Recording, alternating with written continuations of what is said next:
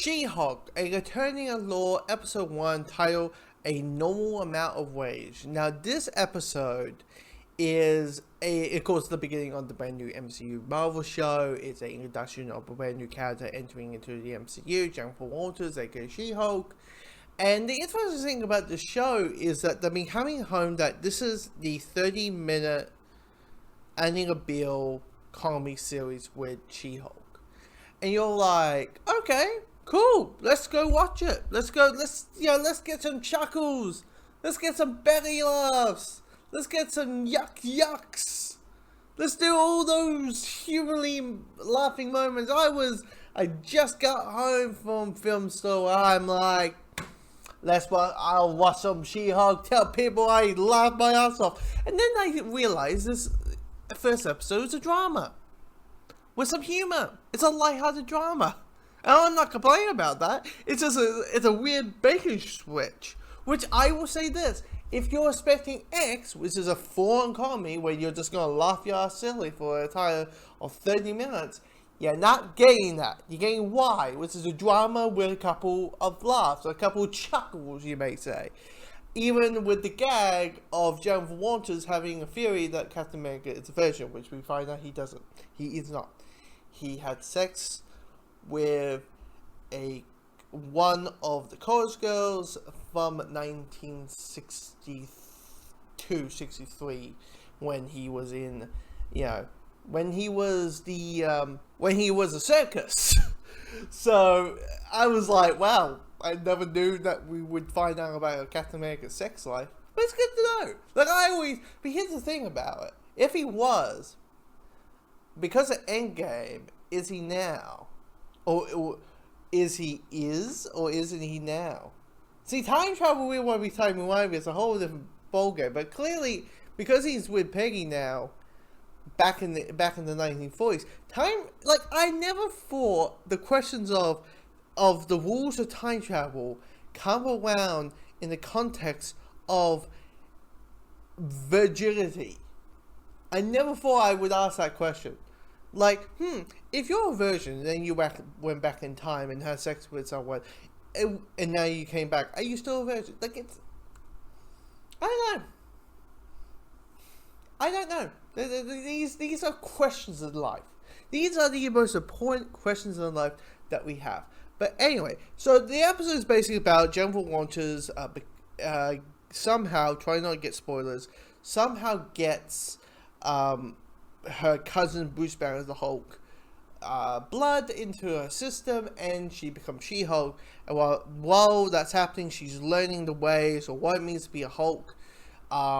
She gets mentored by Bruce, and Jennifer realizes that she doesn't want to be a superhero. She doesn't want to be a Hulk. She doesn't want to be an Avenger. She just wants to be a lawyer. She just wants her normal job. And Bruce is like, look, here's the Incredible Hulk. This is my life. Yes, I look different. Yes, I look like the guy from Fight Club. But for the love of God, this was my life. Okay? All those muscle exercises that I did, I learned from that guy. From the beginning of the movie. And that part when I talk about jumping off an aircraft? That happened. It really did. I was meant to be a scientist and be with Betty Watson and all that, and not getting hunted by her dad. It's a sudden rhythm to these things, and everything got fucked away. Abomination. He might look very different what he looks now, but he looked like that. I mean, you have to be one, Jen. You have to be one. And you got that battle, you got the struggle, and all that kind of stuff. Now, the one thing I have to say about it, about the comedy that happens, the show, and I mean the character in general in the comics, mainly in the 80s, was known for breaking the fourth wall. And by the way, Deadpool came out in the 90s, and Deadpool didn't start breaking the fourth wall until the early 2000s. So she came first. That's what he said. But I have to say this, with the break of the fourth wall, I felt that it felt tacked on, And with Deadpool, like in the movies, it always felt like the breaking the fourth wall felt a part of the identity of the character. While this kind of feels like, and you never know, in the remaining 8 episodes, it feels more identity, right? But it feels that the breaking the fourth wall in this episode felt like we had to do it. We had to do it randomly. It just never felt satisfying when she starts talking to us. It just never did to me. There's an action sequence which I just felt like it's just there just so we can tick the there's a superhero fight in the episode. Tick. I didn't feel that was needed. But here's the thing, I like the episode. I really do.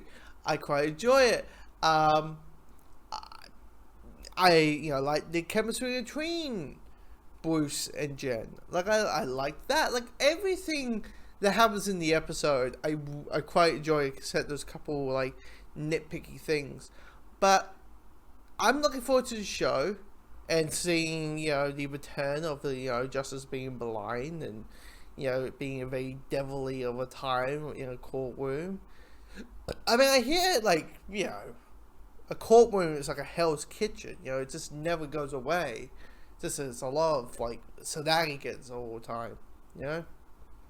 You have to be a devil of a care that to be that bold of a thing to become a lawyer or that. Just